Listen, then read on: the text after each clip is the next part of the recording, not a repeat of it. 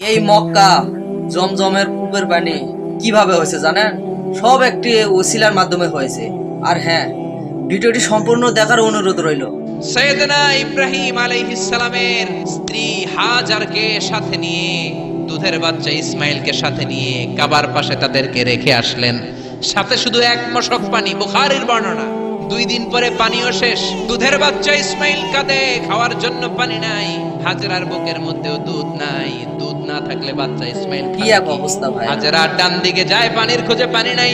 বাম দিকে যায়, পানির খোঁজে পানি নাই। এদিক সেদিক দৌড়াদৌড়ি করে, সাফা মারওয়ায় দৌড়াদৌড়ি করে, পানি নাই। হঠাৎ করে সৈয়দনা ইসমাইলের পায়ের সামনে এসে দেখে পায়ের ধাক্কায় পানি বের হতে শুরু করেছে। সুবহানাল্লাহ! এটাই হচ্ছে জমজমের পানি। কিসের পানি? সেই পায়ের ধাক্কায় যখন জমজমের পানি বের হয়েছে, আজ পর্যন্ত সেখানে জমজমের পানি আসে না নাই। আচ্ছা, হজ উমরা করতে গেলে মানুষ পেট ভরে খায়। বিশ্বনবী এটাকে বলেছেন ইন্নাহা মুবারাকাহ, এটা বরকতময় পানি। ইন্নাহা তুআমু তুমিন ওয়া শিফাউ সুকমিন, নিশ্চয়ই এর মধ্যে বরকত আছে।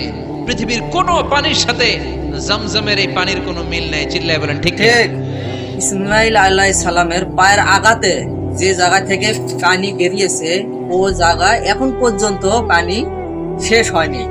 আল্লাহর রহমত, কিয়ামত আসা পর্যন্ত পানি শেষ হবে না, বের হতেই থাকবে, কোনোদিনও শেষ হবে না। এরকম ভিডিও পেতে চ্যানেলটি সাবস্ক্রাইব করুন। ধন্যবাদ।